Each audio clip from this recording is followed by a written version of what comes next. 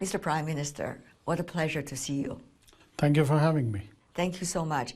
I understand Pakistan has been working very hard to revive the economy, but still have challenges. Now, what do you think are the priorities for your cabinet? First of all, yes, the economic revival is on the agenda. The transformation of technology is under discussion. And these are the two major factors which is impacting all kind of economic activity around the globe, and particularly in our region.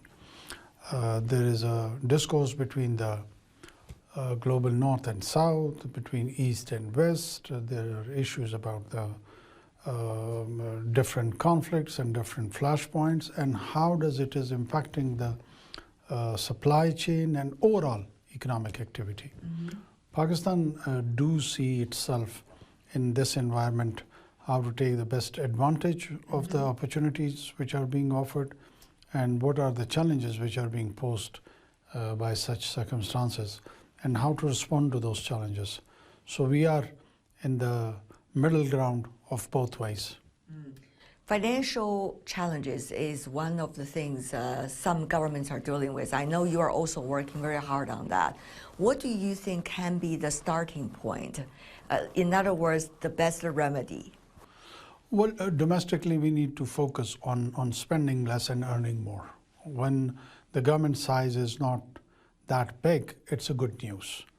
Smart government, efficient governments, a little government is always good for the business. And more revenue generation, good taxation system, structural reforms and that.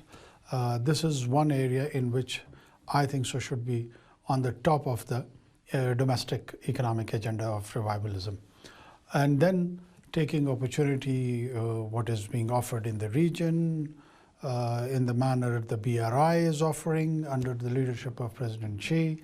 This is another area which Pakistan should be very focused and is focused to take full advantage of that.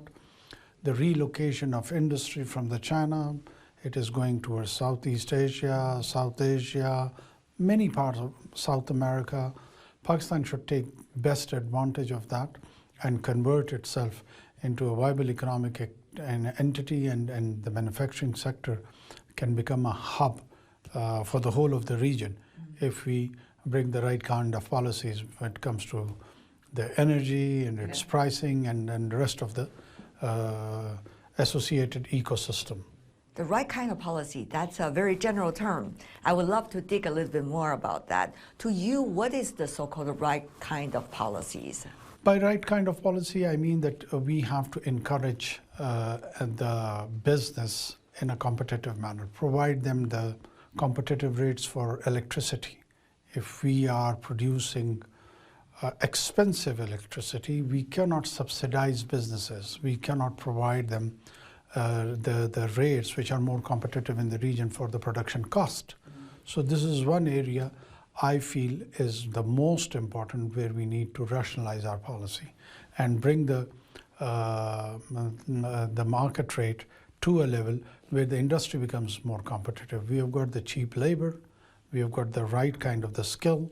So once we introduce the right energy policy, we would be, I'm pretty much sure, in a position to become a manufacturing hub in the region. The right kind of the energy policy is that you give electricity per unit, which is in competition with India, with Bangladesh, with Sri Lanka, and under more or less under 8 cents per unit. Timeline for that? Sooner the better. but industrialization is one of the area where we are focusing on special economic zones and bringing all these policies where the FDI would directly take advantage from such kind of interventions from the government side, and we should only do the progressive taxation of those business entities and let them grow. You mentioned about the Belt and Road Initiative last year celebrated already the 10th anniversary. We also see a transition about the areas and the ways of doing things regarding BRI. Earlier, there was massive investment on infrastructure, different parts of the world. Now there seems to be more focus and targeted with green development and sustainability. So what does that mean for the kind of cooperation between China and Pakistan as a result of the focus and the style changes? I think so. There are many opportunities when it comes to all these initiatives under these sustainable and green initiatives, and the kind of opportunities it is offering, which I was referring towards the relocation of the industry, the climate change, and its global responsibility, production of clean energy, and for the consumption, best consumption practices for the populations. This would be an area where innovation would be counted, where new technologies would come in, and where... And also massive investment, by the way. Of course, massive investment, which definitely China has got the capacity to cater for such investments, along with its partners. But Pakistan is a mid-sized country which can benefit a lot from this. As they say it in China, that when China grows, everyone grows. So when China benefits, everyone benefits. The Chinese model, the best part about that is that it believes in economic intervention, it believes in the win-win situation, it believes in mutual coordination and cooperation. So when you have such an attitude, the creativity comes. The new solution-based approaches develops, and the human journey, I think so it is, it goes further. Mr. Prime Minister, it's very articulative when you say when China grows, everybody could also have an opportunity to grow. But as you also have noticed, Mr. Prime Minister, as earlier articulated by the Chinese Premier during this speech then, that China also is now looking at the future growth. So you see, China is also trying to think about new ways, but not necessarily having all the answers. So there was earlier thoughts about the so-called China model.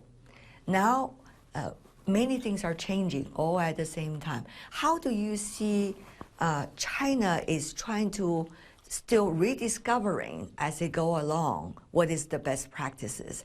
What does that mean for developing countries, emerging economies, Pakistan always, of course, included?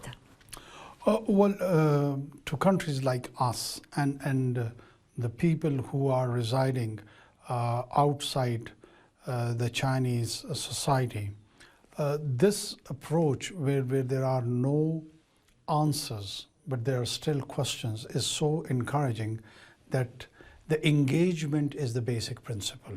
The people are open to listen to different kind of answers. They are exploring, they are searching, and that's how the entire universe can unfold its own mysteries and secrets.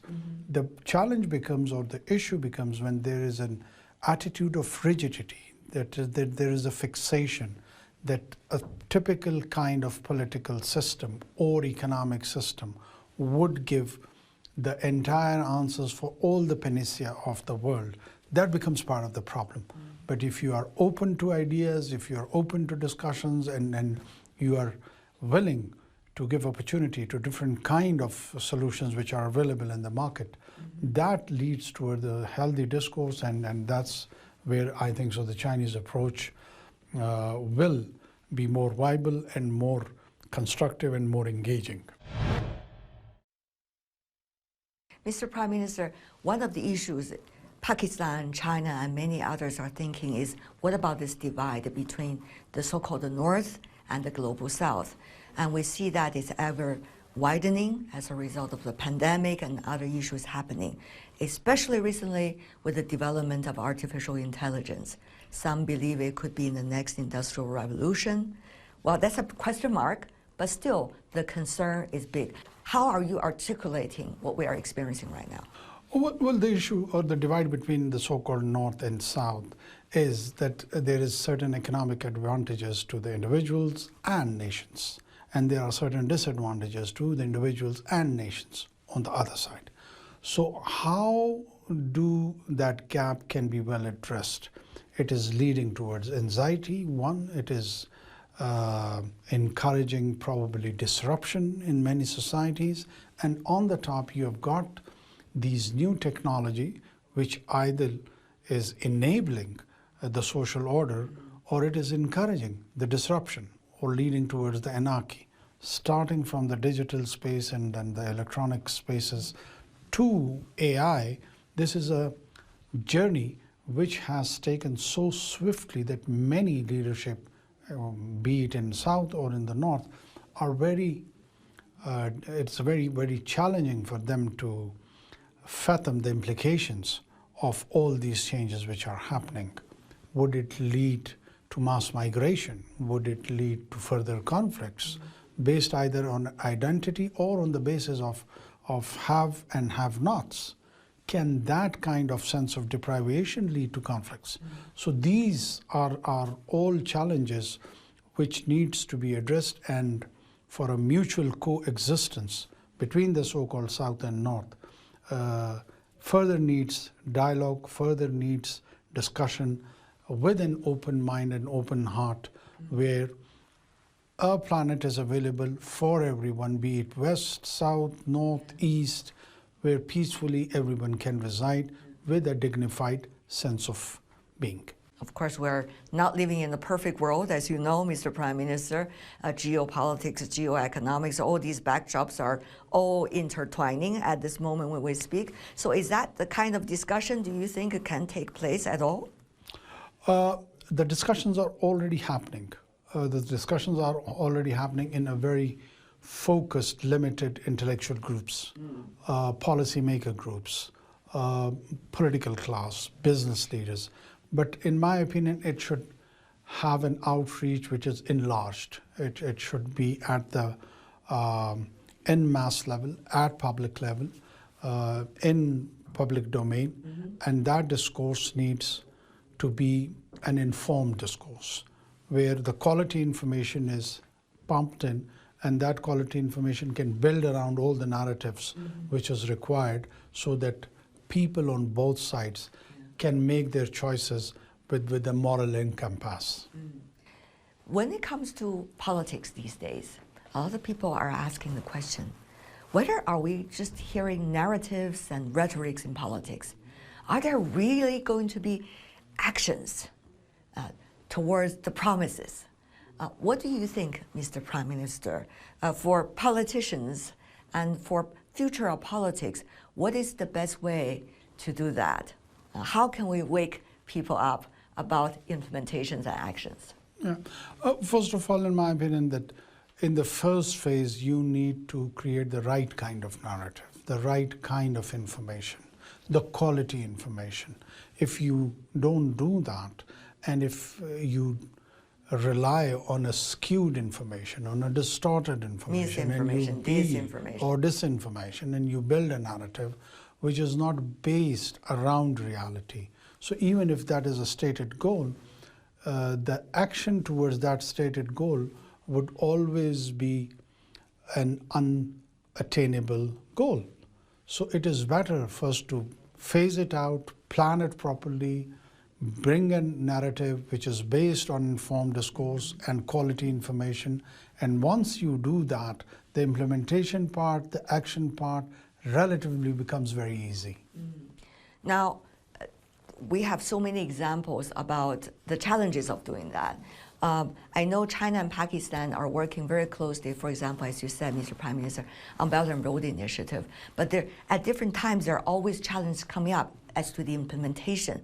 You earlier articulated that very well in different interviews. So how do you see now, which stage are we in implementing some of the earlier plans, and what are some of the takeaways you have along the way?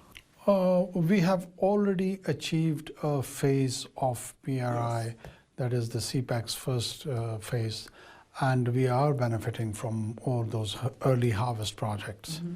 The second phase, I feel we are entering into that, and we do need to do more deliberation when it comes to the second phase, and the connectivity around those trade and industrialization event, which we anticipate would be a big hallmark of the next decade, the coming decade, needs good deliberations, more deliberation prior to bringing anything into the action. And both sides are engaged. We have developed a lot of our connectivity, road, air, and the rest of the connectivity corridors. So we are benefiting from that whole ecosystem of doing trade with one another, and other regional players coming over there and having interconnected trade activity over there. There's a lot of debates about China's economy that is also taking place in the corridors and the hallways, as we see business leaders from all over the world are talking about that. What do you think is the state of the Chinese economy as a close neighbor of China, as someone who interacts with China on a very frequent basis, and the logic behind it? Well, to me, the Chinese economy, I'm always sanguine about it. I'm always sanguine about it. The reason or the logic behind it, that there are 1.5 billion consumers and there are 1.5 billion producers. So they are importers in terms of economy, they're consuming. So the rest of the world would be linked to China. And they are producing and they would be exporting to the rest of the world. So how could you divorce 1.5 billion population from 8 billion? It has to remain connected. It has got one of the finest human resource. Their knowledge economy has reached to a certain level. They are innovative. They have got the right kind of finances, huge marketplace. The rest of the world is interested in China, and China is interested in the rest of the world. So it would keep growing. Mr. Prime Minister, this year is a tumultuous year, to say the least, 2024. You see a few dozens of elections going on in the world, half of the world population going through election. You also see economies that are in transition. So how do you see the prospect of 2024 for a country like Pakistan with all these unpredictabilities? Well, these political rituals of election are a constitutional requirement of different political systems, including Pakistan. We are heading towards that in our own country as well. So we do wish well for the people who exercise their choice and who elect their mandated governments and leadership, with the hope that they have the economic revival plan on their preference list, and it would be on the top agenda in Pakistan and in and around the world. Mr. Prime Minister, as always, what a pleasure seeing you, and thank you so much for taking your time and sharing your thoughts. Thank you.